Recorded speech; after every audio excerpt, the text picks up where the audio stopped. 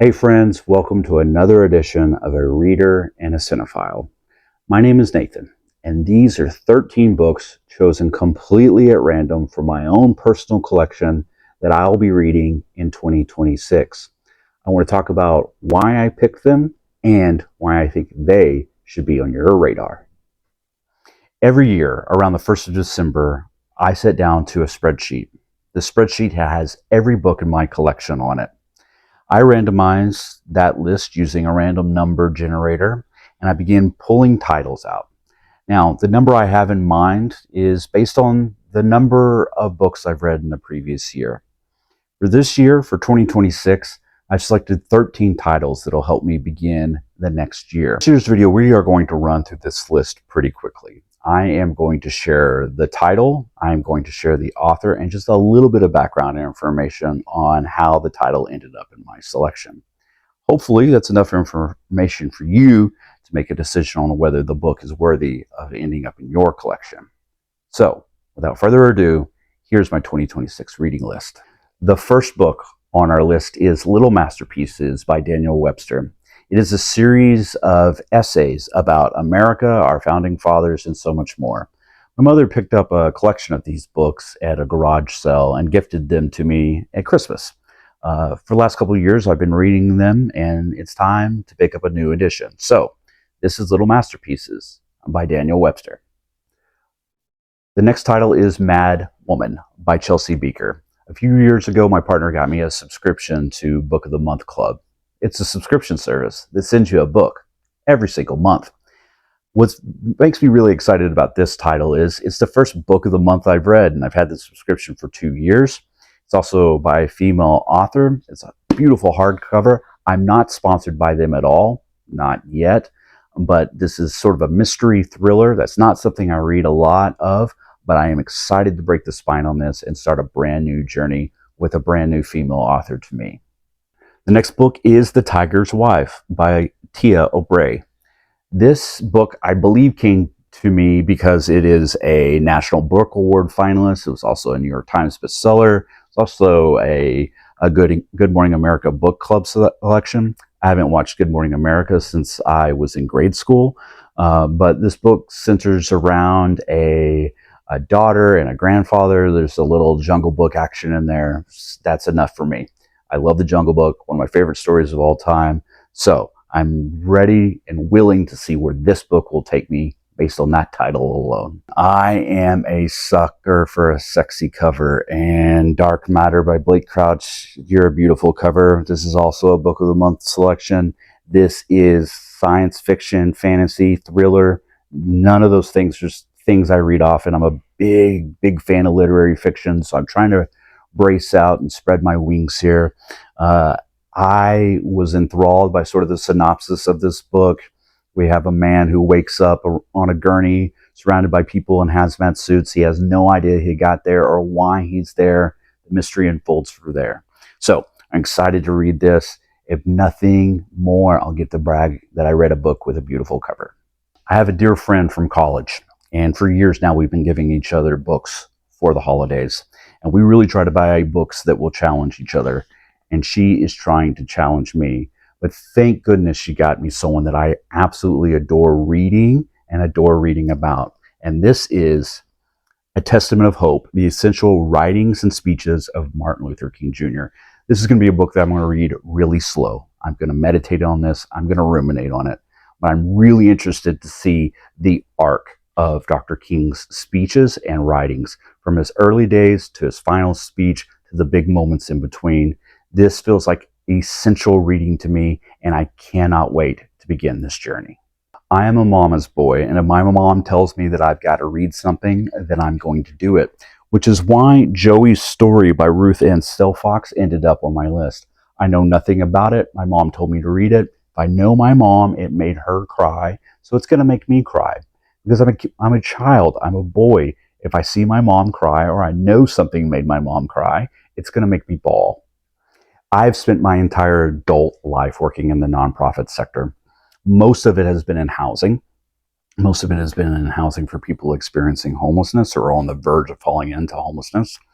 My entire life, as I've done this work, I've been really baffled why in the richest country that has ever existed, the richest country on earth.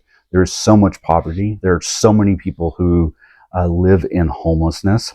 Now, I have a thesis, capitalism. Capitalism picks winners and losers, and you never know what side of that line you're going to be on. But I want to test that thesis. I want to make sure that my theory is right. And I can't think of a better book to do it than Poverty by America by Matthew Desmond, who also wrote Evicted, which is another book I should read. A few years ago, I read Native Son by Richard Wright. Now, it is a book that I think about often. There are things that happen in that book that will stay with me forever, particularly a monologue that's delivered toward the end of the book. Once I finished it and put it down, I really wanted to see what other people thought about the book. I wanted to understand people's reaction to it. Luckily, I didn't have to look very far. Notes of a Native Son by James Baldwin is a direct response to Native Son. And I respect James Baldwin so much. He is on my Mount Rushmore of American authors. So I want to see what he thought about the book, but I also want to weigh it against what I thought about the book. And I want to take both those things and hold them in my head at the same time, knowing that they might be diametrically opposed to each other. So, this is Notes of a Native Son by James Baldwin. 1,000 Times Before by Asha Thanki. This isn't a book I know a lot about, but it is another book of the month selection. They really should be paying me at this point in time. I know it sort of covers generations of Indian women from India to Brooklyn, and sort of I have some feelings that we're going to probably deal with some generational trauma here. I'm here for this kind of story, but again, I'm here for more stories written by women. And this is Zealot, The Life and Times of Jesus of Nazareth by Reza Aslan. I'm an agnostic. I don't know if there is a God. I don't know if there isn't a God. I don't know that we can know such things, but I do know something.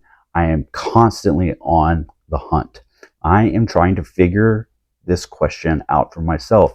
And this introduces me to scholars, writers, and other readers who are on the same journey. So I picked up this book hoping to find some answers. Will I? Well, we'll find out. I do not read a lot of books that make me laugh, which is funny because I really do like to laugh. But the president of our nonprofit recommended this next book, and I got really excited hearing him talk about it.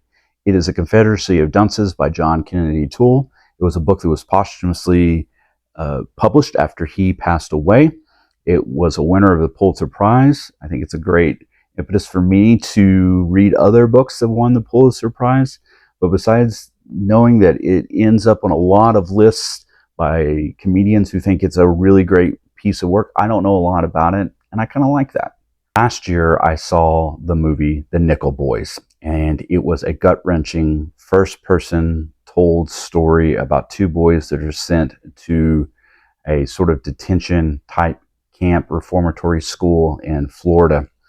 I thought it was so well done. I thought it was actually the best picture of the year, but it sent me down a rabbit hole of wanting to know more about the person who wrote its story.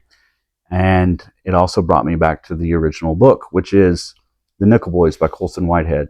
When I bought this, I also bought everything else that Colson Whitehead has written. I'm really excited for this. I know it's going to break my heart, but that's okay. Heartbreak is okay. As many of you know, this year in 2025, I have been reading a lot of William Faulkner.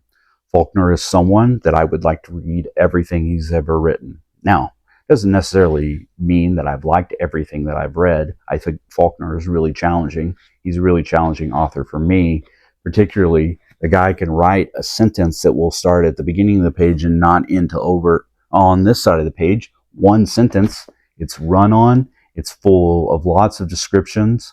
It feels like just thoughts regurgitated onto a page, but for some reason I find that really beautiful. And you're thinking, why are you holding an Ernest Hemingway book? Because it's contemporary and perhaps exact opposite as Ernest Hemingway, who wrote short, punchy sentences, tried to avoid commas and semicolons.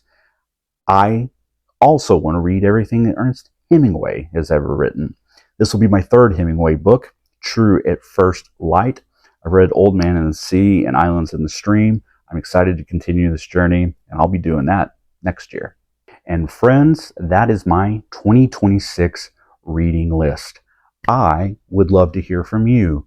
What are you going to read next year? What is getting you really, really excited?